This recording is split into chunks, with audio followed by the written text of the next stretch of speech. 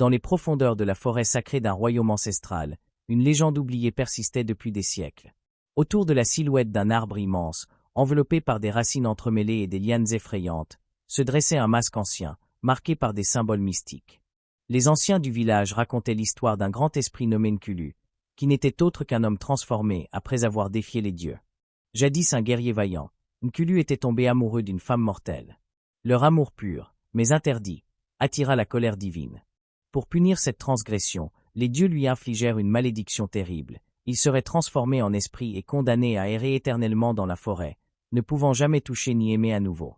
La prophétie disait qu'un jour, un humain toucherait ce masque ancien, libérant ainsi l'esprit de Nkulu.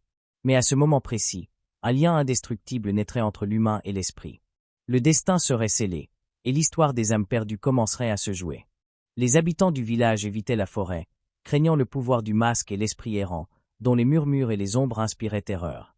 Tous, sauf Awa, une jeune femme audacieuse, pleine de curiosité et de soif de connaissance. Fascinée par les légendes racontées par les anciens, elle s'aventurait souvent dans la forêt, espérant découvrir les mystères qui s'y cachaient.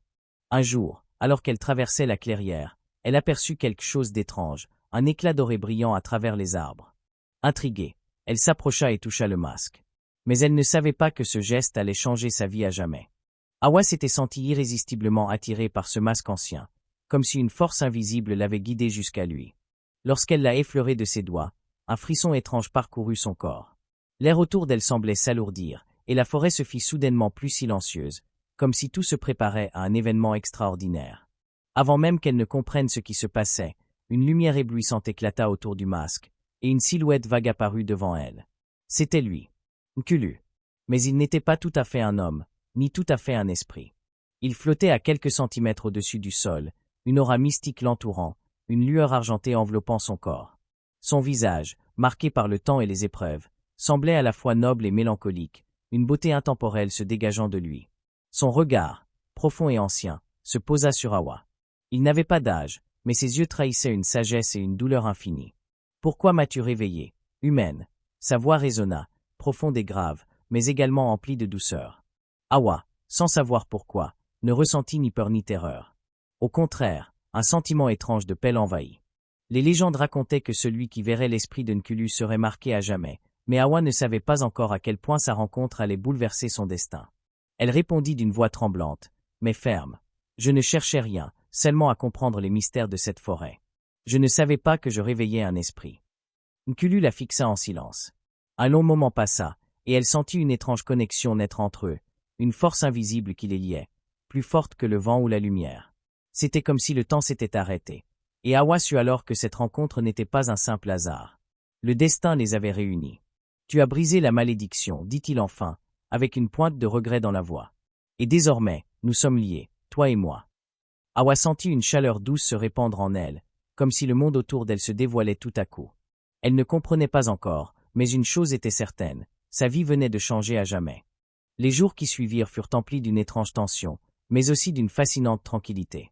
Awa, bien que partagée entre la peur et la curiosité, ressentait une attraction irrésistible pour l'esprit de Nkulu. Chaque fois qu'elle se rendait dans la forêt, elle sentait sa présence, plus forte à chaque rencontre. Parfois, il se matérialisait devant elle, sous une forme humaine, mais d'autres fois, il restait invisible, sa voix résonnant dans l'air, comme une mélodie ancienne. Au début, Nkulu restait distant, se limitant à des conversations brèves, presque froides, pour la prévenir du danger qu'il représentait. Il lui parlait de sa malédiction, de sa douleur éternelle d'avoir aimé une femme mortelle, et de la colère des dieux qui l'avaient piégé dans cette forme spirituelle. Mais plus ils se voyaient, plus la distance entre eux semblait se réduire. Une part de lui, celle de l'homme qu'il avait été autrefois, commençait à s'éveiller. Un soir, alors que la pleine lune baignait la forêt d'une lumière argentée, Nkulu apparut devant Awa sous une forme humaine. Il n'était plus seulement une silhouette spectrale, mais un homme, son visage marqué par les siècles, mais ses traits toujours puissants et pleins de noblesse. Ses yeux, profonds comme un abîme, la fixaient avec une intensité qui faisait battre son cœur plus fort. « Pourquoi m'as-tu réveillé, Awa ?» demanda-t-il, sa voix tremblante cette fois. « Pourquoi moi? Pourquoi ici ?» Awa, les yeux plongés dans les siens, sentit un élan de sincérité et d'émotion qu'elle n'avait jamais ressenti auparavant. « Je ne sais pas, Nkulu. Peut-être que je cherchais à comprendre ce qui lie les âmes, à connaître cette vérité que les gens fuient. Mais maintenant, Je crois que je suis tombé sous ton sort, tout comme toi. Leurs mains se frôlèrent alors, et une étincelle parcourut leur corps. Hawa sentit une chaleur douce et enivrante l'envahir, une connexion inexplicable. Son esprit se tourna vers le danger qu'il représentait, mais son cœur battait avec une force nouvelle, une force qu'elle ne pouvait plus ignorer. Un amour grandissait en elle, un amour qui transcendait les frontières entre le monde des vivants et celui des esprits. Nkulu, tout en étant conscient de la malédiction, ne pouvait lutter contre cette attraction qui s'intensifiait chaque jour. C'était comme si la forêt elle-même devenait le témoin de leur amour naissant, comme si la nature tout entière s'inclinait devant cette union impossible. Il lui révéla alors des secrets qu'il n'avait jamais partagés avec quiconque, des histoires sur les dieux, sur la beauté éternelle de l'amour humain, et sur les sacrifices qu'il avait faits pour protéger sa bien-aimée dans une vie antérieure. « Tu es différente, Hawa, dit-il avec une tendresse inattendue. Ton cœur est plus pur que celui des mortels que j'ai connus. Peut-être que, d'une manière ou d'une autre, nous sommes destinés à nous rencontrer, malgré la malédiction. » Hawa, les yeux pleins de larmes qu'elle ne comprenait pas, le regarda intensément.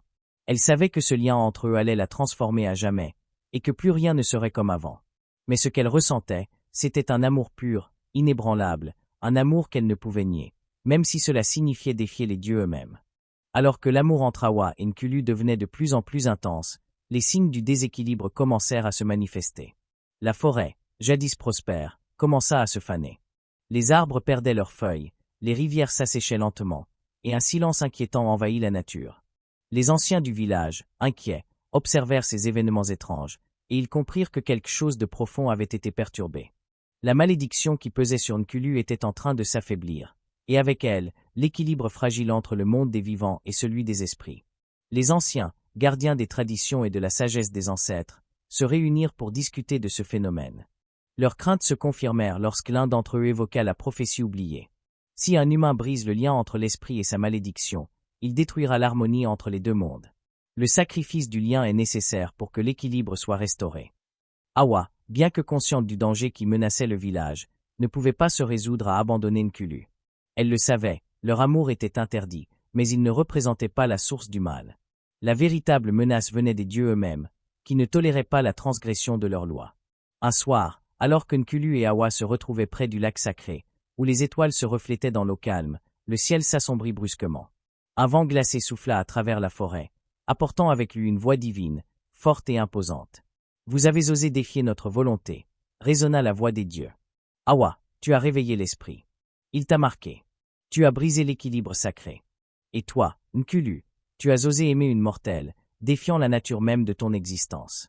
Pour cela, vous devez être séparés, ou le monde périra dans le chaos. » Nkulu se tenait droit, son regard fier, mais aussi empli de tristesse. « Je ne reviendrai pas en arrière, » répondit-il d'une voix ferme. « Hawa est mon choix. Notre amour est plus grand que vos règles. Et je n'accepterai pas de la laisser souffrir à cause d'une malédiction que vous m'avez imposée. » Les dieux, pourtant, ne tolérèrent pas la rébellion. Ils décidèrent d'infliger une épreuve terrible. Le village commença à souffrir de la famine. Les récoltes ne poussaient plus, les animaux fuyaient, et une pluie noire, surnaturelle, s'abattit sur les terres. Les villageois, accablés par la souffrance, crièrent à l'aide. Ils savaient que seule une offrande sacrée pourrait restaurer la paix. Les anciens du village se rendirent alors chez Hawa et lui offrirent une terrible proposition. « Sacrifie ton amour pour sauver ton peuple.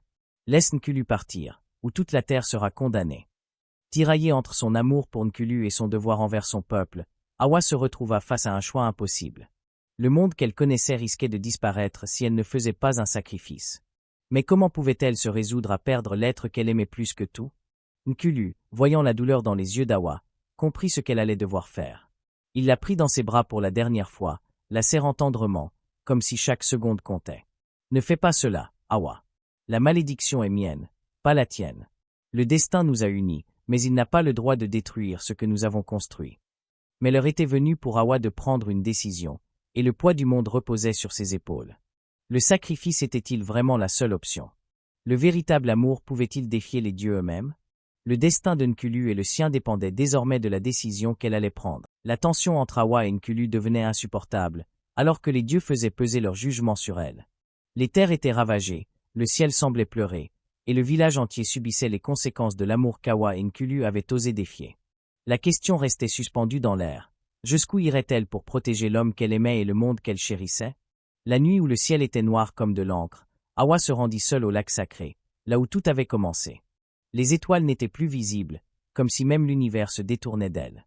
En elle, une voix, douce et désespérée, lui murmurait qu'il fallait choisir, qu'il n'y avait plus de place pour les compromis.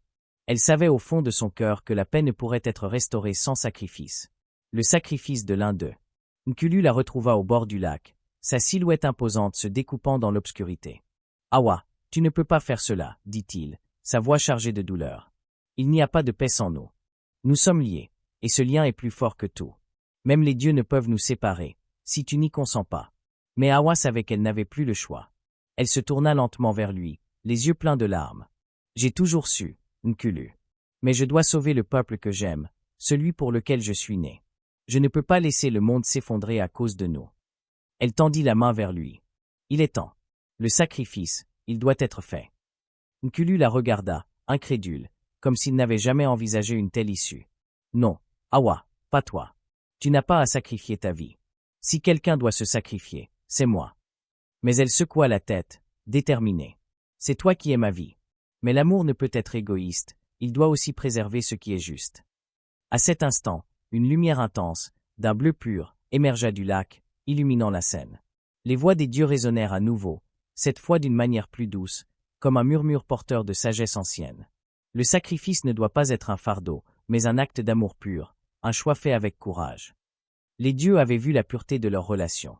La vérité éclata, ce n'était pas l'amour qui avait perturbé l'équilibre, mais l'ignorance de leur pouvoir, l'oubli des lois divines. Cependant, un dernier choix devait être fait. Hawa, Nkulu, l'un de vous doit se sacrifier pour que l'autre vive, mais celui qui choisira doit aussi accepter que l'amour qu'il partage soit effacé du temps. Hawa, le cœur brisé, regarda Nkulu une dernière fois. Elle savait que la vérité de leur amour, ce qu'ils avaient partagé, serait effacé à tout jamais de la mémoire du monde. Mais leur amour serait éternel dans leurs âmes. « Je suis prête, murmura-t-elle, avant de poser un baiser sur le front de Nkulu. Je choisis de vivre sans toi, mais avec la certitude que notre amour transcende ce sacrifice. » Les dieux, témoins de leur décision, ne protestèrent pas. Le ciel s'ouvrit, et une lumière d'une intensité indescriptible engloba Hawa. Nkulu la regarda partir, le cœur brisé, mais la paix dans l'âme. Il savait que, même si le monde oublierait leur histoire, leur amour resterait à jamais gravé dans l'éternité. Dans un dernier souffle, Hawa se dissipa, et le monde commença à se régénérer. Les récoltes repoussèrent, la forêt se régénéra, et le village retrouva sa prospérité. Mais Nkulu, bien que libéré de sa malédiction, se retrouva seul, portant dans son cœur l'ombre de l'amour qu'il avait perdu. La paix était rétablie, mais au prix du plus grand sacrifice. Et ainsi, leur histoire, bien que disparue des mémoires, continua à être racontée, au fil des âges, comme la légende de l'amour éternel entre un esprit et une mortelle. Les années passèrent, et le village prospéra de nouveau, son peuple vivant en harmonie avec la nature. Les anciens racontèrent des récits aux jeunes générations, des histoires de sacrifice et de courage, mais celle d'Hawa et Nkulu, bien que profondément marquée dans les cœurs de ceux qui avaient vécu l'événement, disparut lentement des mémoires collectives. Les générations futures oublièrent la légende, car les dieux, dans leur sagesse, effacèrent tout souvenir direct de l'amour qui avait défié l'ordre divin. Pourtant, bien que l'histoire d'Hawa et Nkulu fût oubliée des hommes, elle persista dans des lieux moins visibles. La forêt, d'apparence paisible et revitalisée, cachait un secret dans ses profondeurs.